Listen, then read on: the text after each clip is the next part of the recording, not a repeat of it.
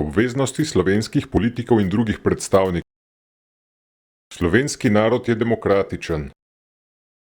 Izvoljene politike, ne glede na njihovo barvo, je pooblastil, da služijo v dolgoročno dobro slovenskega jezika in naroda, bogatijo znanje, napredek, blaginjo in ekološko zavest, ga suvereno zastopajo v odnosu do drugih narodov, ščitijo ter razširjajo slovenščino in slovenski narod, krepijo narodno zavest in dvigujejo kulturni nivo naroda, v korist naroda povečujejo narodovo lastnino.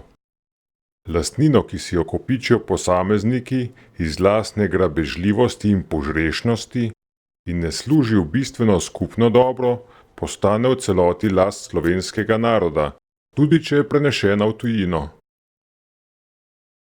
Noben narod, organizacija ali oseba ni nad slovenskim narodom.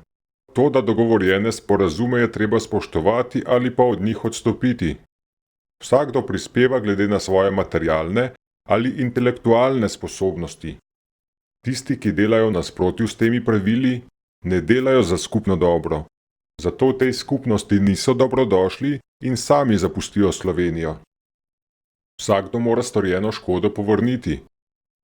Pri tehtanju skupnega dobra iz vseh 7 točk so pomembna materialna dejstva in je pomembno edino le mnenje širše skupnosti in ne mnenje posameznika.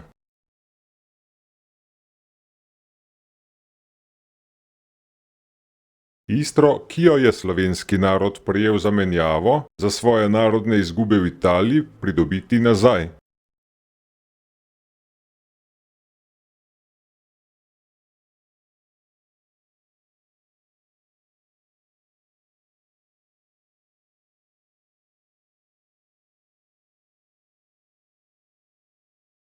Vzhodni del Istre je pripadal Kranjski. Tam se je večinoma govorilo slovensko. V Pazinu je delovala slovenska gimnazija, ki so jo najprej ukinili italijanski fašisti, po drugi svetovni vojni, po osvoboditvi pa še Hrvati. Reko in del Dalmacije in nekatere otoke je dobila Jugoslavija v zameno za slovenske izgube v Italiji.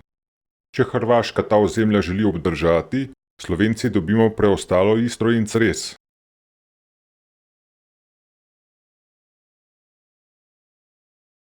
Obveznost slehernega govorca slovenskega jezika.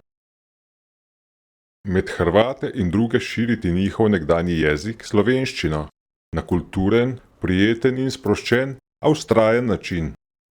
Prebivalci Hrvaške se v glavnem ne zavedajo, da je večina njih slovenskega porekla in da so prevzeli srbski ali mešan jezik.